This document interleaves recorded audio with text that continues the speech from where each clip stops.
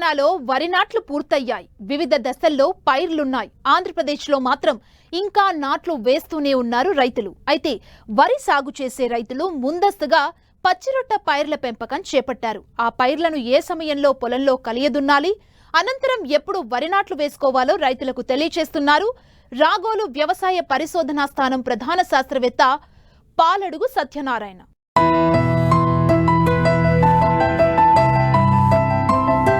అధునాతన వ్యవసాయంలో మితిమీరిన రసాయన ఎరువులు వాడడం వల్ల పసిడి పంటలు పండే భూములు సహజ శక్తిని కోల్పోతున్నాయి, సాగుకు యోగ్యం కాకుండా తయారవుతున్నాయి. ముఖ్యంగా భూమిలో స్వతహాగా లభ్యమయ్యే పోషకాల్లో అసమానతలు ఏర్పడి పంటలో సూక్ష్మ పోషకాల లోపాలు బయటపడుతున్నాయి. ఫలితంగా భారీ పెట్టుబడులు పెట్టిన రైతులు తగిన దిగుబడి లేక నష్టపోవాల్సి వస్తుంది. ఇలాంటి పరిస్థితుల్లో నేలలను పునరుజ్జీవింపచేయడానికి సేంద్రియ ఎరువులను వాడాల్సిన అవసరం ఉన్నది.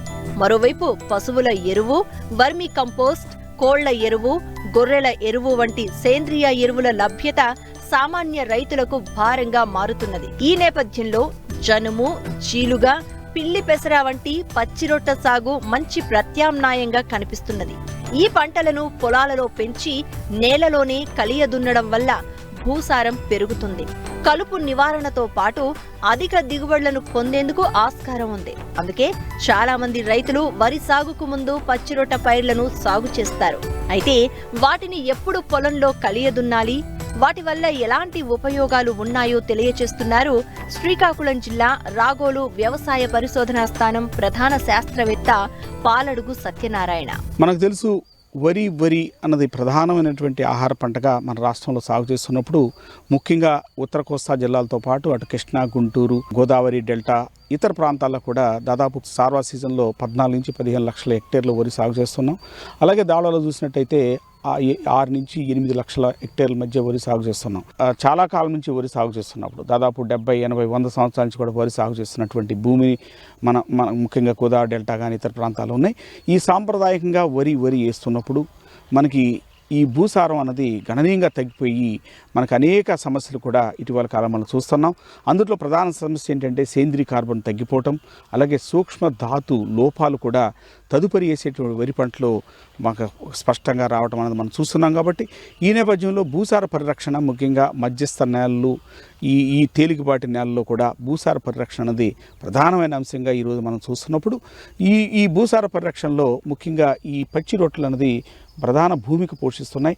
దాంట్లో భాగంగానే మనకి జీలుక కానీ, కట్టి జనుము కానీ, లేదా పిల్లిపెసర ఇతర పచ్చి రొట్టెలు భూసార పరిరక్షణలో అందుబాటులో ఇవి ఉన్నాయి. ముఖ్యంగా ఏంటంటే ఈ ఖరీఫ్ సీజన్లో మనకు వరి వేసే ముందుగా తొలకరి వర్షాలు పడగానే వెంటనే భూమిని దున్నిన తర్వాత ఈ జీలుగా కానీ, కట్టి జనుము కానీ సుమారు 8 నుంచి 12 కిలోల మోతాదులో మనం భూమికి చల్లి దాన్ని మనం ఒక చదును చేసుకుంటే, అంటే పట్టిలాగేసి చదును చేసుకున్న తర్వాత మళ్ళీ తదుపరి పడినటువంటి వర్షాలకి ఈ కట్టుజనుము కానీ, జీలుగు కానీ మొలుస్తాయి. ఈ మొలిసిన తర్వాత దాదాపు మనకు 30 నుంచి 40 రోజులకి వయసుకు వచ్చేదలికి దాదాపు 5 నుంచి 7 అడుగులు ఎత్తు పెరుగుతూ దాదాపు ఒక పెన్సిల్ మందం థిక్నెస్లో ఇవి పెరిగిన తర్వాత దీన్ని మనం భూమిలో కలయదునుకోవటం వల్ల మనకి చాలా ఉపయోగాలు మనం చూడగలుగుతున్నాం. ఆ విధంగా కలయిదున్ని 10-15 రోజుల తర్వాత వరి నాటుకున్నట్టయితే ఎప్పుడైతే ఈ పచ్చి రొట్టెల్లో దాదాపు 8 నుంచి 10 టన్నులు రొట్ట మనకి భూమికి చేరటం వల్ల మనం వేసుకోవాల్సినటువంటి ఎరువుల వినియోగం గణనీయంగా తగ్గుతుంది. అంటే దాదాపు 40% ఎరువుల వినియోగం కూడా మనం తగ్గించుకోవచ్చు. అంటే ముఖ్యంగా అటు భాస్వరం ఎరువు కానీ, నత్రజని ఎరువు కానీ, అలాగే పొటాష్ ఎరువుల్ని గణనీయంగా తగ్గించుకోవచ్చు.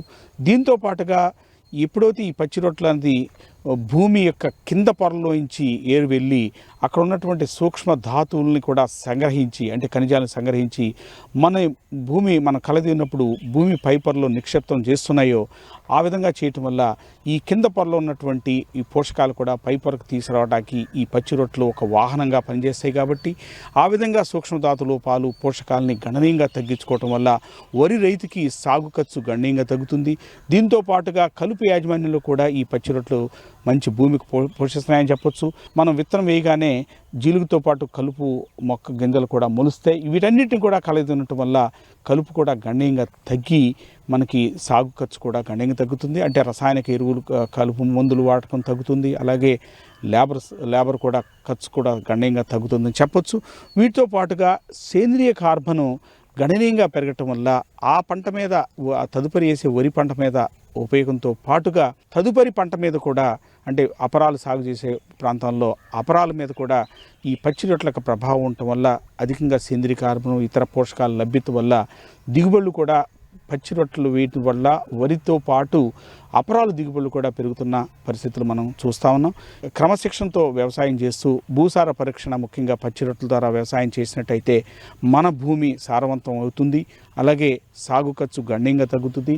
ప్రతి రైతు ఎక్కడ అవకాశం ఉంటే అక్కడ ఈ విధంగా పచ్చి రొట్టెలు వేసుకుని దాని ఖరీదుని తదుపరి వరి సాగు చేసుకున్నట్టయితే రైతుకి అలాగే మన నేల తల్లికి మనం మేలు చేసిన వాళ్ళం అవుతాం.